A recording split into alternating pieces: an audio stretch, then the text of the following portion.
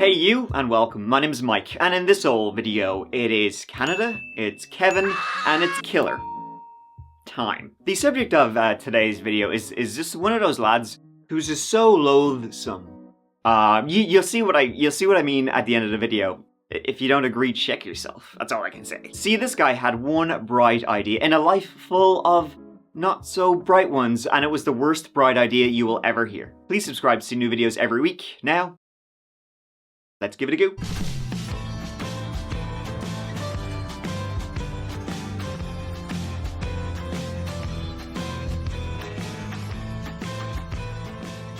The Ottawa Civic Hospital lies just to the southwest of the heart of the city, and it was there in the early morning hours of the 29th of December 2009 that RC MP Constable Eric Chapnick was sitting in his cruiser outside the emergency bay of that hospital. See, he needed to write up, a few little notes, scribbling away in his little notepad about an incident he had just responded to before heading back out on duty with Ninas and all that. It was a very cold, dark night right in the middle of December, so not many people around, and who could blame them? And that is what made what happened all the more shocking. As Eric was sitting in his car, doing his thing, looking at his watch, waiting for third shift to end, out of nowhere, a man lunged at him with a knife, stabbing the ever-living shit out of Eric. Before he even knew what happened, Eric, in this frenzied attack, stabbed multiple times. He hadn't even time to defend himself as the knife went in and in and in again. After witnessing this frenzied attack, several paramedics who had been standing nearby ran over and briefed this guy of Constable Eric, pinning him to the ground and calling 911.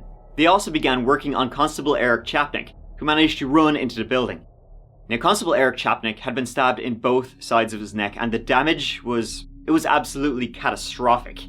Despite all the responders throwing themselves into the attempt to save his life, Eric's wounds were just too severe, and he died shortly afterward.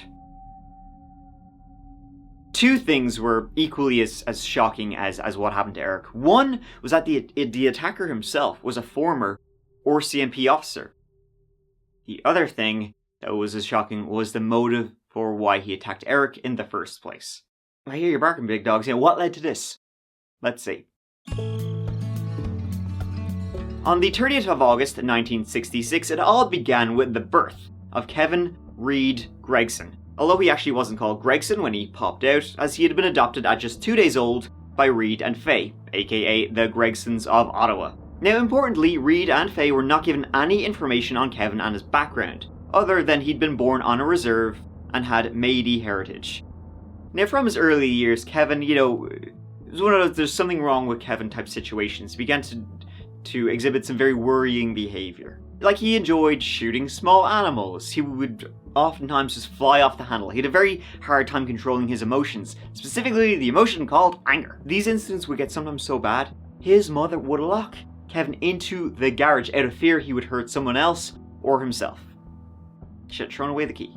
He would run away from home. He'd get into physical fights with his parents. At one point, he even got so bad, they chucked him out, and he had to go to child welfare, social services had to get involved, and after a couple of months, the Gregsons took him back. Probably, were like, doesn't seem like a good idea. They were right.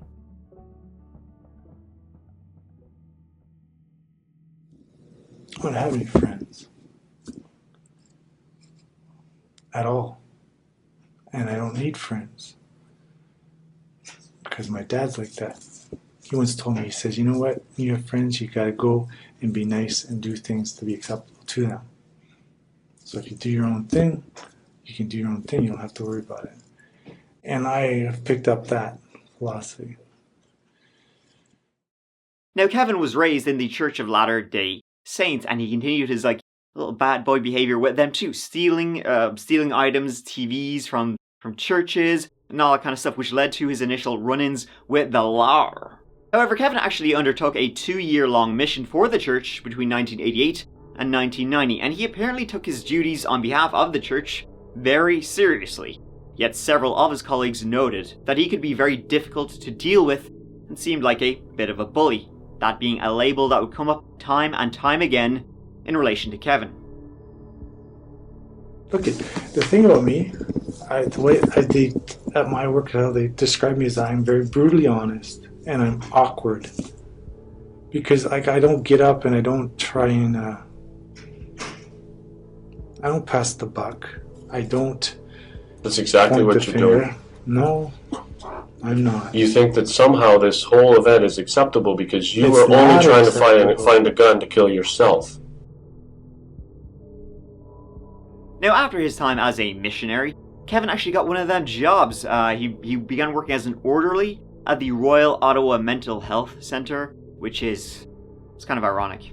Is that ironic or not? That Morissette song really screwed me up. But Kevin's dream was to go on and become a cop. But not only was Kevin's own personality standing in the way, his actual earlier run-in with the law when he robbed the church, that kind of stood in his way too. You see, Kevin's conviction for the church theft at age 19 meant that he was ineligible to join the police force, and so his only hope was to wait until 10 years had passed since the conviction and then petition the court for a pardon and have his record sealed.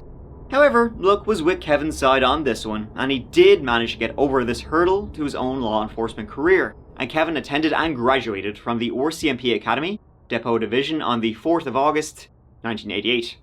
Now, credit where credit's due, he wasn't always the worst, just like a lot of the times he was the worst. But he once got a citation for bravery after he disarmed an armed man in Saskatchewan. So it's like, alright, fair dues. Big balls, but used in the worst way. Sadly though, Kevin kind of peaked a little bit too early because only 4 years after getting a wee medal, in 2006, he kind of got into a few little argy-bargies with his superiors.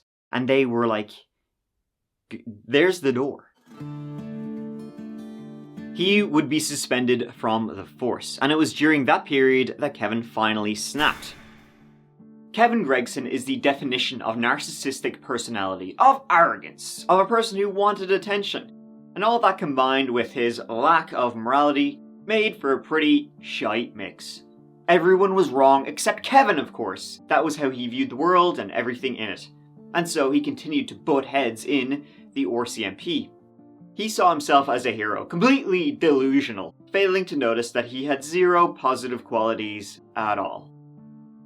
What were those run-ins, you ask? Kevin, you see, was in the process of renewing his temple recommended to essentially be a member of his church. You can't even enter them if you're not temple recommended. Well, see, to do that, you have to do some interviews with the bishop, and Kevin, well, during one of those interviews with the bishop, he whipped out a knife and said this: "You don't know how many ways I've been taught to kill a man.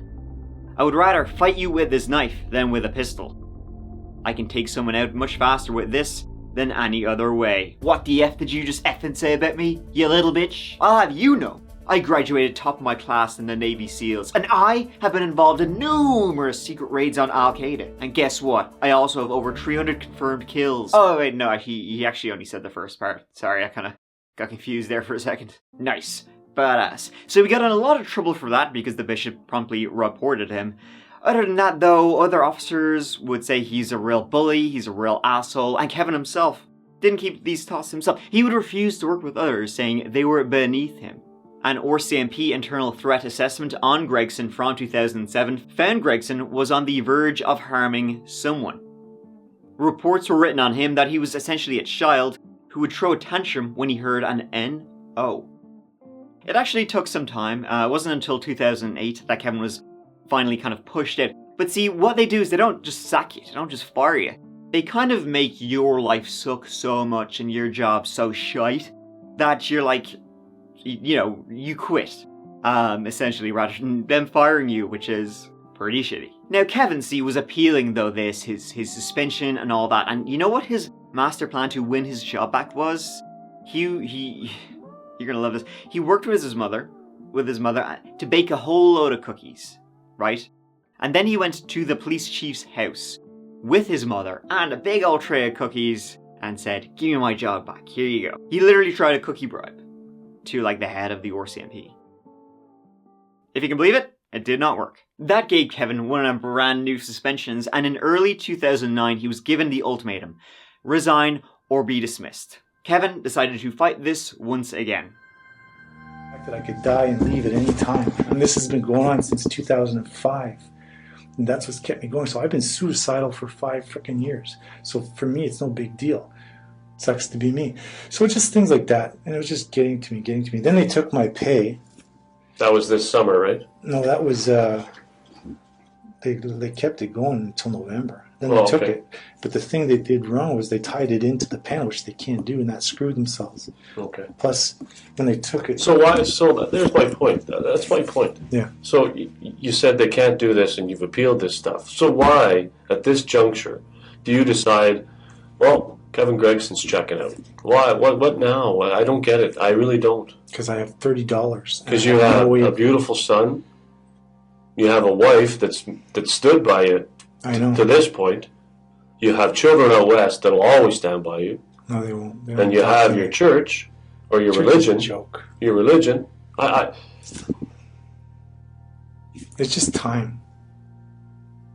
I had enough. With his work life falling apart through no one's fault but his own, something in Kevin that had up until now been holding back his worst tendencies gave away, and years of pent-up frustrations spilled over.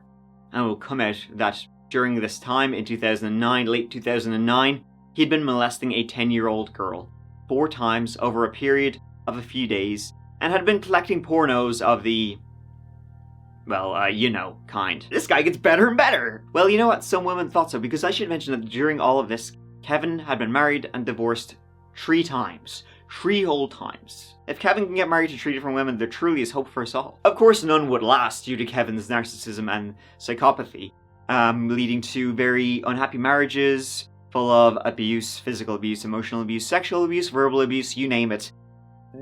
Pick a word, put abuse after it, you got it, right? He was completely unsuited towards family life and marriage. And I've done the allegation against you is that you took somebody's life. Yeah. We're on opposite sides of the table. We still do the same thing. They obviously hired us for the same reason. Yeah. So, whatever. I just don't know how you get to the conclusion. To me, all people are bad.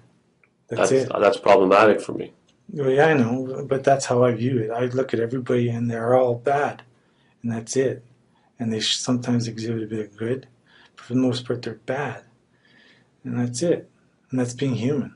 Well, that's glass half empty. It's not human. It's glass half empty. You choose to do that. That's not necessarily true. So with him being just a rancid sack of shit, him losing his job, and also having numerous mental health problems, things blew up on December 29th, 2009 outside of a hospital. He lunged at Constable Chapnick. They fought. Chapnick got away, but would lose his life. The guy's dead. It's like, oh, holy shit. It's like, oh no. Okay. Like you said downstairs, the drama's over. Yeah, it is over. I'm not gonna get upset. It's done. I tried to die and I couldn't die. I can't die. It's not about you. I know it's not about me, but I'm just saying. It stopped being about you when he took his life. Yeah, and I'm just saying. In the execution of his duty. That's where we need to get straight here. I'm just saying is that I'm not going to go and cause trouble. I'm just going to... What trouble could you cause? With these boys? Could they all walk around me and they're getting ready to scrub me in case I go nuts or something? The nuts part is all done. It is done. I tried to take my life and it didn't work. So now but you keep talking about you. Keep talking about you. Of course, I'm going to talk about me. However, after he grabbed a knife and went at Chapnick, and he was pinned down and restrained, doctors who had failed to save Chapnick's life were forced, got a frickin' Hippocratic oath, man. They then had to work on Kevin Gregson because he, I don't know what the best way to say this is, but he kind of sorta tried to take his own life.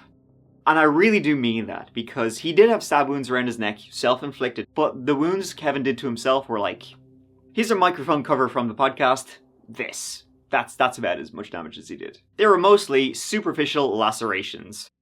That I'm just tough, I'm physically fit. So, and even with these cutting my throat, I got in there good and deep. I was working it. And the doctor said that the arteries they move around. Well, I think that's a natural reflex for them to try to move out of the way. But I got in there good. I was like zigzagging it, and it just still didn't work. Damn it. Oh well. His story was that he wanted to end his own life so badly that before he went to the hospital, while at home, he tried to cut his own throat open. When you hurt yourself, or when you cut your neck the first time, you said you did it 3 times today? Oh, I did 6. I did 3 on one side. I just dug it in. Yeah. Nope. And then because it's supposed to work. But did you have it bandaged up when you went to the hospital? Yeah, because I was bleeding everywhere. It was So where'd you get the bandaging? At my house. Oh, okay. I just got some band-aids, put them on it. Okay. That's all. And then I put another one on top of it because like I'd get dressed and then all of a sudden down my front and be like, gross. As he says himself, on both sides, but he was too strong and it did not work. I think he probably could have done more damage to himself with the nail clippers than whatever he allegedly tried to do. One of the paramedics who had tackled Gregson and tried to save Chapnick later said Gregson had told them, "It didn't have to end this way. All he had to do was give me his gun." I'm freakishly strong. You think quite highly of yourself. I am. I have lots of experience in restraint. It's no big deal. So how did a paramedic wrestle you to the ground and keep you there if you're so strong? Because I didn't. Once he took me down, I stopped. It was done. This guy really does just suck so bad. While he was awaiting treatment in hospital, Kevin remarked to one of the arresting officers that he thought city cops were tough and that he'd come to the hospital looking for a fight. So your intention this evening was to take your own life? Yeah, I tried to commit suicide. And it didn't work. And I'm trained to take life. That's my specialization. And I can't believe the stupid knife. Well, you continue to say your specialization. You didn't learn that as a police officer. Yeah, I did. Because I've never learned that. I've been a police officer longer than you. They're not like us. We're the Mounties. Constable Eric Chapnick, who was also known to friends as Pickles, because he loved pickles, so he was very much in the wrong place at the wrong time. Now, Chapnick was actually from Poland. He'd born in Poland. He'd been in the Polish army before eventually emigrating to Canada. And while he was in Canada, he decided to change up careers and he joined the Ottawa Police Force. He actually joined at 48 years old, if you can believe that. And he'd only been on the police force 3 years. He was 51 when he was brutally murdered by Kevin Gregson. He was the first officer to be killed in the line of duty in Ottawa since 1977. And Eric's last words to the paramedics trying to save his life were simply, "Thank you." Do you feel sorry? What happened? Oh, absolutely. There's nothing I can do. Nothing can be done. Like you said, you can't take back. Well, there is. You could say sorry. Are you? Well, to who? Somebody will be watching this someday. Yeah, I know. They're not gonna. His wife watches. His kids. Oh my gosh, he has kids. How do you know? Because Thompson told me. No, some other guy. He says, "You're a, what do you say? You sack of shit." He has 2 kids. No, sorry. The story doesn't cut it. So You might want to try it. No? You have the opportunity right now to look up at the camera and tell that widow and those children you said that they're you're not going sorry. to watch it. Oh, they'll be watching. I said everyone's going to watch this at some point. Yeah, even my people at their CP. How embarrassing. Everyone's going to watch. It's embarrassing. You think this is embarrassing? Yeah. That's all you can think of. This is going to be embarrassing. You went from flat foot to, oh, it's going to be embarrassing. No. Kevin's defense at his trial in February 2012 was to claim that the whole attack had been an elaborate attempt to take his own life. He was hoping Eric would shoot him dead. Easier ways than that, pal. Now, any notion that Kevin wanted to take his own life, suicide by cop or whatever, there's this one thing which kind of like throws cold water on that, which is if you were going to do that, to, go at a cop in the hope that they would kill you, why would you wear a body armor? Why would you wear body armor? Because Kevin was wearing body armor. Not 1, but 2. He was wearing 2 bulletproof vests and then decided to sneak attack a cop in the hopes that the cop was John Wick. You're wearing 2 bulletproof vests, Kevin. No, you're wanting me to give you a statement again. Well, I'm trying to understand, Kevin. And I'm sure everybody is. There's probably at least 800,000 people in this city who are trying to understand. Yeah. And there'll be probably hundreds of thousands of people in a couple days trying to understand. Millions. And this is your time to make them understand, or to let them understand what happened. Kevin's defense made little sense, and if we're honest, never stood a chance of being successful. But then I think he knew that, and it was never the point to try and be found not guilty. He just wanted to have a trial and have all the focus and attention on him. Naturally, he was found guilty.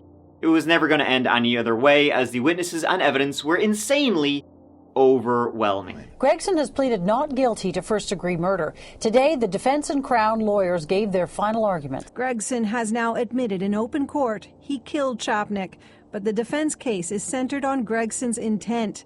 Gregson told the jury that when he attacked Chapnick outside the civic campus of the Ottawa Hospital, he wanted Chapnick's gun so he could kill himself at home. The same argument he made to police officers soon after his arrest. He aggrandizes he's insensitive, he's a bully. Nevertheless, he stood in court and told you he didn't intend to murder Eric Chapnick. But the Crown's Brian Holoka reminded jurors Gregson showed up with 2 bulletproof vests, handcuffs, and an RCMP knife. When he stabbed Chapnick, his blows were lethal, not defensive. And it was shortly before Kevin's sentencing for the brutal murder of Constable Chapnick that his other crimes came out, namely his 4 sexual assaults on a 10-year-old girl. The victim tried to read this victim impact statement, but broke down crying. In it, she says that she forgives Gregson for what he did, but she also asks him to say he's sorry. Gregson also addressed the court, but he did not apologize to the girl. Instead, in a short, rambling address, he said he never murdered Chapnick and that he had dreamed about this day when he was 20. That crime would result in Kevin Gregson being found guilty and convicted of 4 counts of sexual assault and 4 counts of sexual interference with a minor. He got 10 years for that.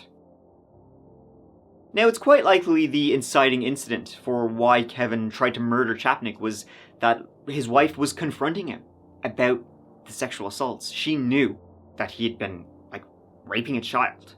She knew about it, and in fact, she confronted him on December 28th, the day before he murdered Chapnick. I think it was his dark secret coming out, which led to him wanting to kill. Because he was going to kill to cover up. He would commit a worse crime to cover up. I mean, I don't know if it's a worse crime. Pretty frickin' on par. It was a whole load of shite to cover up whatever shite this shite bag was doing. And so Kevin Gregson still sits in prison today, probably not having a ruddy good time, although I think he deserves that. Hopefully, that'll be the last we ever hear of him, or his bitching and moaning in the interrogation room. Thank you so much for watching. It really means a lot to me. I hope you enjoyed the video. Yeah. Here, listen, please subscribe to new videos every week. I'm on Twitter, Instagram. Check out the That Chapter Patreon for, it's $2 a month for early access to all videos and a whole playlist of exclusive videos and a Discord and all that. But yeah, that kind of wraps it up, so I guess I'll see you real soon in the next video, which will be in a couple of days, so look forward to that. But until then, take care of each other, and yourselves too, because I love you. Mike out.